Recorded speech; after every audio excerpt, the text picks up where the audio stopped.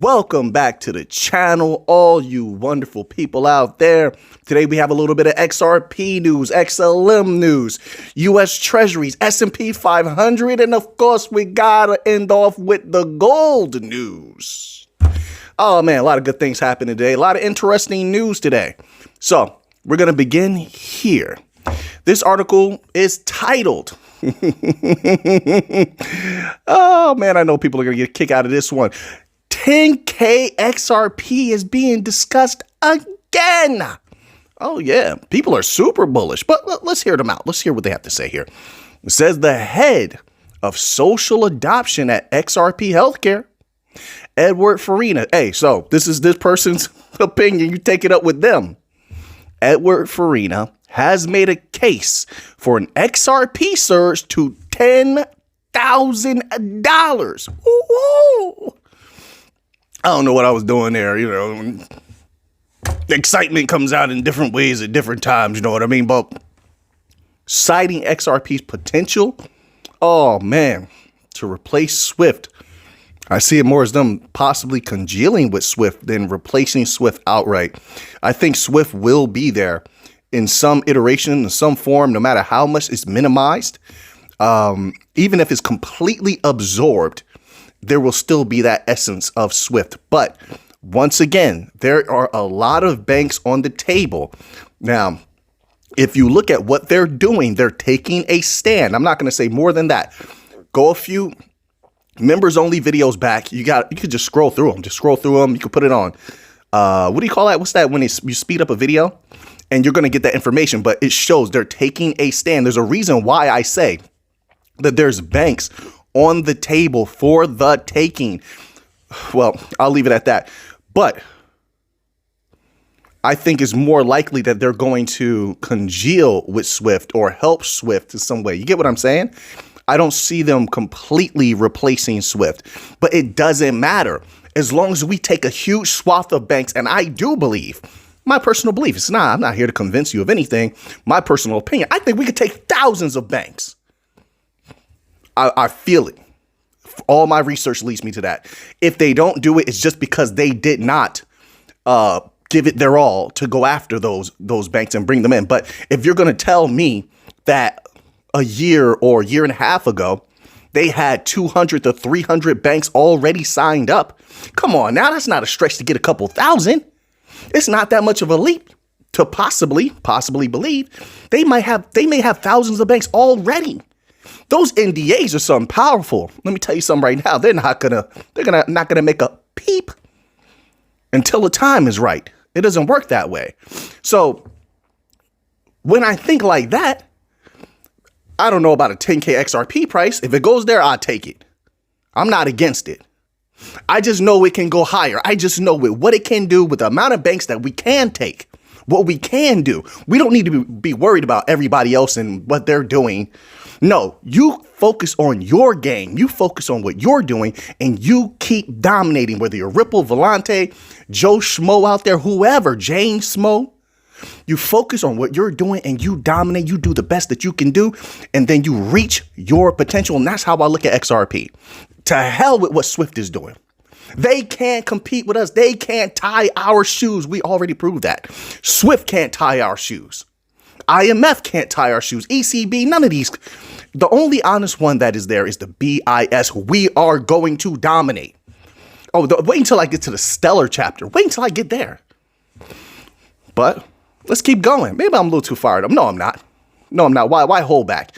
You never know what's coming tomorrow. There's no need to hold back today. I'm going to give it 110%, buddy.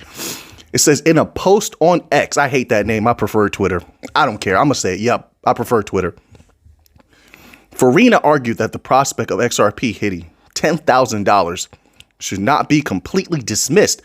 His argument rests on the principle of supply and demand and potential for XRP to replace Swift. All right, let's scroll down here.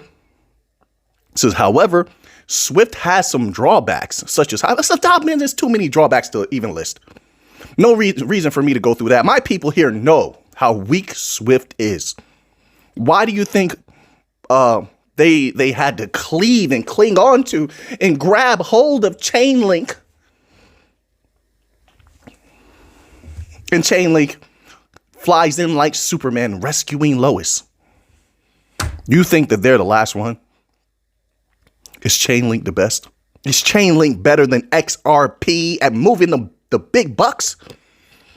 MBDCs, people. Multi-central bank digital currency, MCBDCs, however you want to phrase it. They're going to bundle a lot of these companies together. All their services, they're going to bundle them together. They flow together perfectly. What you witnessed when they start working with Chainlink was just the beginning. Just the beginning. That's all. But they have many drawbacks. Says XRP, on the other hand, offers faster, cheaper. It's better in every possible way. One more reason why in the long term we're going to dominate. The people don't like it. It doesn't matter what you like. You can't change reality. You can't. You know, there's no guarantees of anything. But look, everything right now, everything's set up beautifully right now. There's nothing that's not in our favor right now, period. And that's how I like it. I'm here for a win. I'm here for a victory. I'm not here to take a back step. I'm not here to doubt at the last second. No, when I'm in, I'm going all the way. That's one thing you say about Mick. Everybody will tell you if Mick is in, we're going all the way. It doesn't matter what we're doing. Come hella high water, I'm here and I stand on my square. That's just how it goes. Just how I am. So we did cover an article the other day where Grayscale was talking about XRP as an alternative to Swift, not replacing Swift, but alternative to Swift. I mean, Swift was still existent to some capacity, and they reference it here. So I like that. So it says here, according to him, if RippleNet, Ripple's global network of financial institutions, replaces it, these transactions could go through XRP. By the way, if you haven't already, click that like button. I would appreciate it. You know that I will. It says these transactions could go through XRP. Recall that Grayscale recently called XRP an alternative to Swift. We covered that article yesterday. Very good video, very good energy video. If you didn't see that one, make sure you check that out, please. So let's move on here. So apparently this article apparently is about a connection between the new Binance CEO to Ripple and XRP. All right. I mean, listen, if it doesn't help XRP's price go up, I'm not really concerned, but maybe in some way this helps XRP. I don't know. Maybe in the long term, this is beneficial to us, and probably should give this a read. It says appointment of Binance's new CEO, Richard Tang, unveils hidden thread connecting new chief of world's largest crypto exchange to forces of Ripple and XRP. In a surprising turn of events, crypto enthusiasts have unearthed a significant link. Okay, just tell us the link. Why did they drag it out? Let's skip there. Skip it. Tang, who recently took the reins from Changpeng Zhao in the aftermath of groundbreaking $4 billion settlement. We know this, man. My word. Please get to the... What's the connection? Okay, during Tang's tenure, that's a tongue twister, right? A partnership with Ripple, marking a significant chapter in the history of the cross-border blockchain money transfers. Okay, so he was... This is digging into Tang's professional background reveals that he was once a key member of the board of directors at Lulu Finance. All right. Thank you. That's what should have been at the top of the article. Trust me on this. The Ripple Lulu connection did not end there. In May 2023, Tranglo, a long-standing partner of Ripple, initiated its expansion into the Middle East through a strategic partnership with Lulu Money. That's all we needed to know. All right. We'll see if that bodes well for XRP in the future or not. Moving on to a little bit of Stellar news, because this is... I told you, they're so sneaky at Stellar. I don't have love for the companies. I have love for the protocol. I'm here to make money off the protocol. But they are sneaky. What's coming up soon? Look at this on stellar.org. It says event happening November 28th, 2023. Exploring CBDC, Atlantic Council and Digital Dollar project. Really? What's this have to do with Stellar? Highlighted speakers. Danelle Dixon. Why would Danelle Dixon be speaking on the digital dollar? Now, if they did issue a digital dollar, they already showed you the template they want to use. They showed you FedNow. And how does FedNow primarily function? Oh, that's right. Through a bunch of other companies running various types of technologies. Although they're failing terribly. FedNow's failing terribly. I'll leave it at that. Those who know, know. Now, if that's the template and they launch a digital dollar, you don't think that they're going to do the same thing and let all the private companies run everything? That's what the government does. They're lazy. They just want to be in charge. That's it. They want to be in charge. They let everybody else run everything. You think that Stellar doesn't know that? Why are they highlighted speakers? Danelle Dixon. Why? Why are they talking here? You think Stellar doesn't want to have a piece of running the digital dollar? You don't think USDC is a cold run for that? Of course it is. Stellar from day one has wanted to be the top bank coin. This is why throughout the years, we used to see these little verbal skirmishes between Stellar and Ripple from time to time.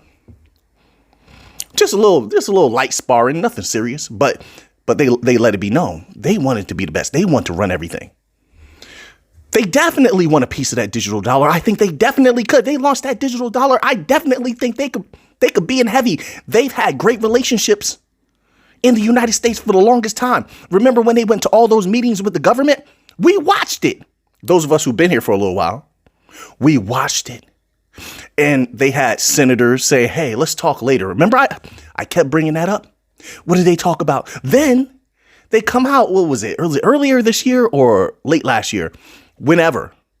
Then they just say, hey, the White House called us. We had a meeting with the White House, a phone call or meeting with the White House. You remember that. There's no way people forget that. There's no way. And I kept bringing it up, too. I say, why is the White House calling Stellar? You see where all this is possibly, not a guarantee, because people can fumble the ball. They can fumble the bag. Let's just hope that's not the case, but I'm trying to stay as balanced as possible. But so far, they've been hand in hand with the U.S. government every step of the way. I don't think there's any way that they don't play. Not to mention that they are the dominant force when it comes to retail. Always, they've been almost prophesied to be the retail CBDC savior, the retail market savior, Stellar. However you want to phrase that. Listen, they don't do this for no reason at all. They're trying to, either they're in there already. I think that they are. My humble opinion, I could be wrong. I could be very wrong, but I'm deep with Stellar and I'm riding all the way. Or they're trying to get themselves in a position to move that chunk because they know they can and they can do it easily. They have all the players lined up from the money. There's so much behind the scenes, by the way, that can't be confirmed because you got to wait until Stellar comes out. They feel like they want to come out and make an announcement. But people hear stuff behind the scenes of some of the things that are going on and some of the possible partnerships. And it was like, wait, man, listen. Hopefully some of that stuff comes out and they don't fumble the ball, just like with the whole MoneyGram thing. But anyway, they have MoneyGram, they have Franklin Templeton, they have a bunch of the United Nations behind them, the World Economic Forum behind them. The White House obviously respects them. Listen, they have a great possibility. And if that happens, what do you think is going to do to that price? So in that way, it's just a waiting game. And I only speak for myself. Most people don't have the patience. They're not going to wait in there that long and stuff like that. I think the next bull run, I said this before, I think the next bull run is going to be a massively impactful bull run. Big, explosive. We read one reputable person after another saying the same thing over the last few weeks, correct? Okay, so it's not just me anymore. There's a lot of reputable people, economists and people who called all types of bull markets and bear markets. So their names ring bells saying, hey, the next bull run is going to be something incredible. I think everything skyrockets at that time. It's not going to be as high as it could go, but it's going to be delicious. I think it might be bigger than before. I do. And I think once XRP goes up, XLM goes up, I think most people are out of there.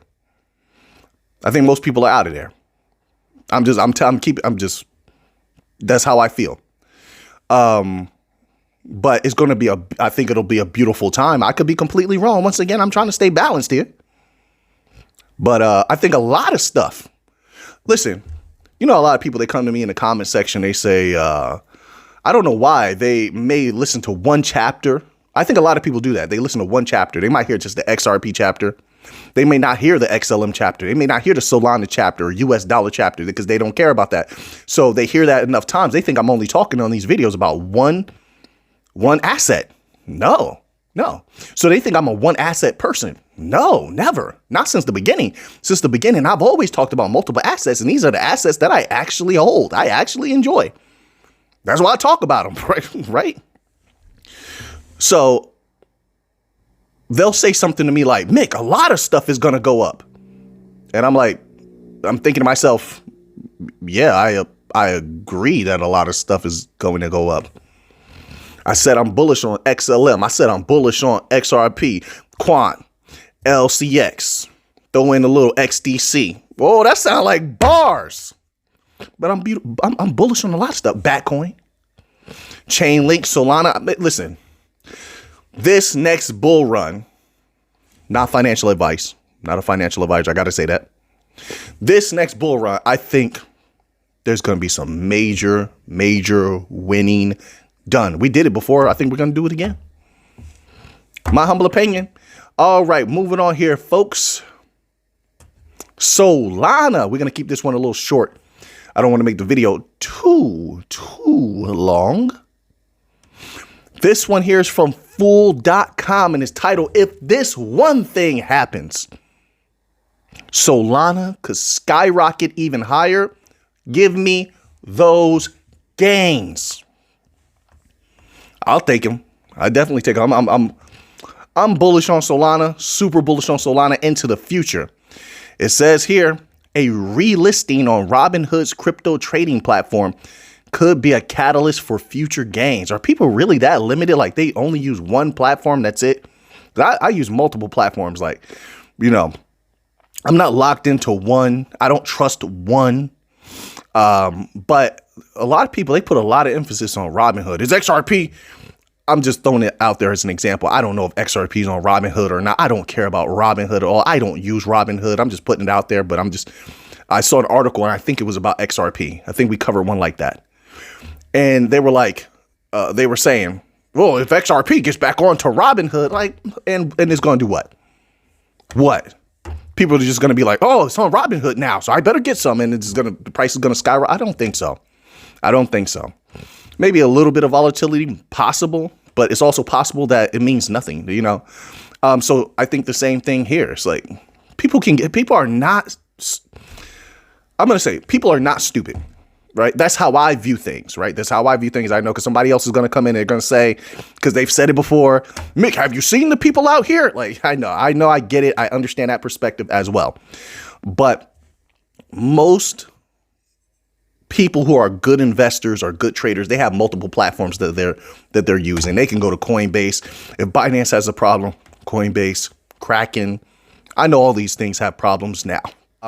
But yeah, they can jump around to different exchanges to get to acquire certain things.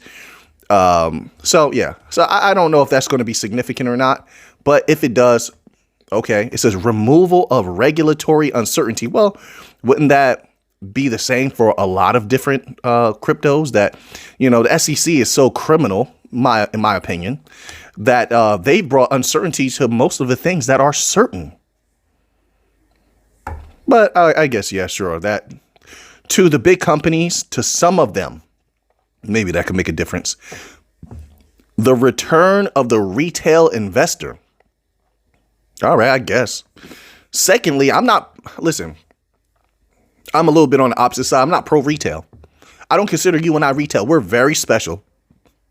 Very special. That's how I look at it.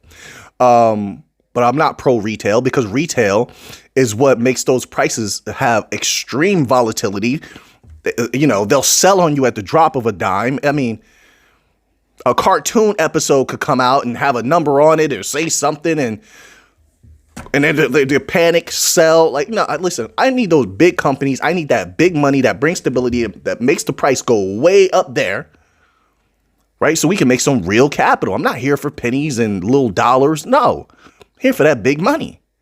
And as you see where Solana came from, all the way down there with like $17, $16. Now, I think today, what was it?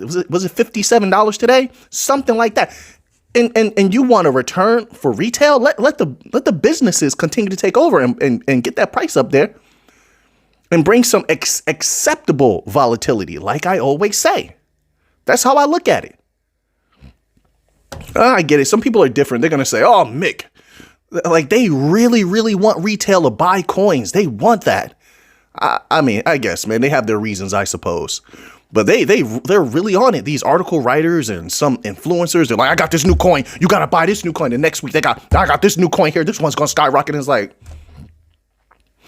most of them always go down. It's like they tell you get in, then you get in, and then the things just crash, right? They use people as exit liquidity. That's where my mind goes. Anybody that comes to me with a too good to be true type of a too good to be true type of story, come on, man, you can't hustle me. You can't hustle. That doesn't work on people where I come from. That don't work on us. No.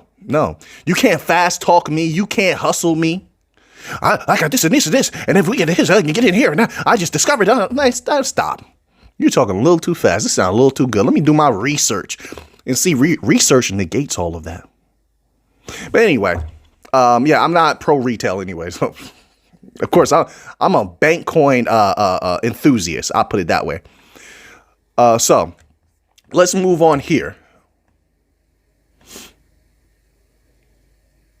We're going to skip this article here about Ripple and the SEC. I think they're just saying the same thing we've heard before. Let's go to US dollar news. Yes, because that gets me excited. I'm excited when the US dollar is weak. So this is from fxstreet.com and it's titled US dollar extends descent. Set to close second straight weekly loss. Yes. Weaken that dollar. Oh, yeah.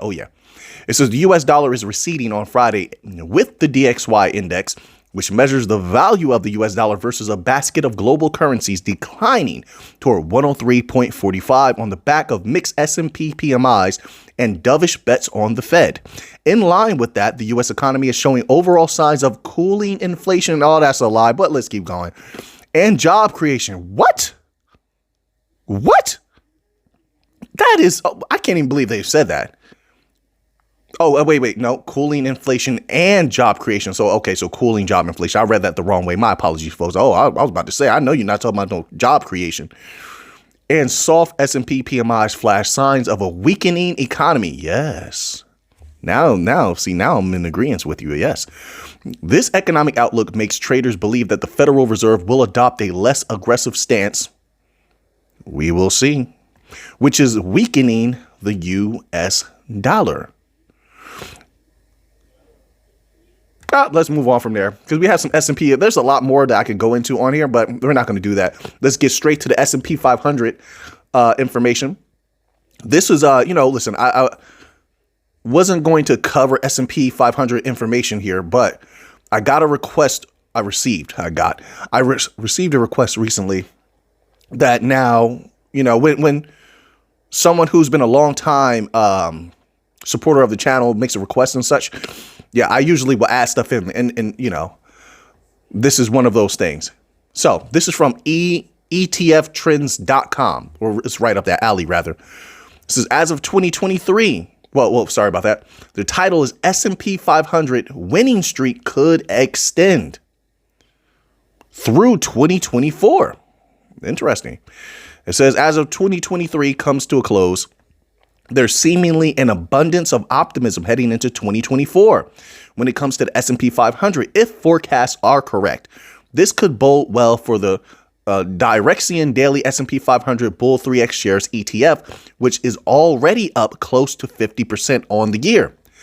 Analysts from banks and investment firms are already projecting that 2024 will see the S&P 500 in the green by the end of the year. Bank of America, for example, quote, said in a note that they see the S&P 500 closing 2024 at 5,000. According to multiple outlets, a record high and a sign of confidence in the economy at large during a time when other strategists aren't quite as bullish, but still optimistic. According to a Forbes report, much of the optimism stems from the eventual rate cut the capital markets hope will happen in 2024. The recent rate pause by the Federal Reserve certainly amplified hopes, but when it will actually happen brings mixed projections. Global investment firm Goldman Sachs doesn't see one happening until the fourth quarter of 2024, but still see moderate growth overall in the S&P 500. All right.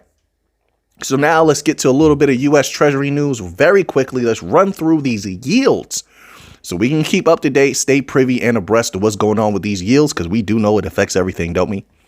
So this is from marketwatch.com. U.S. 3-month Treasury is at 5.42%. U.S. 1-month Treasury, 5.40%. U.S. 6-month Treasury, 5.472%. U.S. 1-year Treasury bill, 5.261%. U.S. 2-year Treasury note at 4.95%. U.S. 3-year Treasury note is at 4.67%. U.S. 5-year Treasury note is at 4.49%. U.S. 7-year Treasury note is at 4.51%. And U.S. 30-year Treasury bond, this is where we're going to leave off here. It's 4.603%. It's at -1 right now. All right. And we're going to end off here with a little bit of gold news. I appreciate every single one of you once again. If you haven't subscribed, please subscribe. And if you haven't clicked that like button, please click that like button. Oh, man. You know, the algorithm likes it when you ask those questions, although like some of us researchers or content creators, we don't like to ask that all the time. And maybe some viewers don't like to be asked that all the time. But then YouTube says like, oh, man, I forgot how they phrase it, but the algorithm likes it when you say that, you know, and everything that's beneficial to the algorithm, it helps boost the video a little bit more. I mean, all this complicated stuff just to put out videos, you know, but this is the way they run it. So anyway, Kitco.com, it is titled, Gold Leaps Above $2,000 as the dollar weakens. Now you know why I love, one of the reasons why I love a weak dollar. Gold rose over the key $2,000 level on Friday, logging its second consecutive weekly gain, seesawing against a weaker U.S. dollar on bets that the U.S. Federal Reserve is done with its interest rate hiking cycle. Spot gold is up 0.5% to $2,001.97 per ounce by 2:30 p.m. ET, 1930 GMT, and has risen over 1% so far this week. U.S. gold futures settled 0.5% higher at $2,003. So, well, wait. The dollar index DXY fell 0.4%. So, now that you have that information, what are you going to do with it? I know what I'm going to do with it. So until next time, folks, let's get to the money.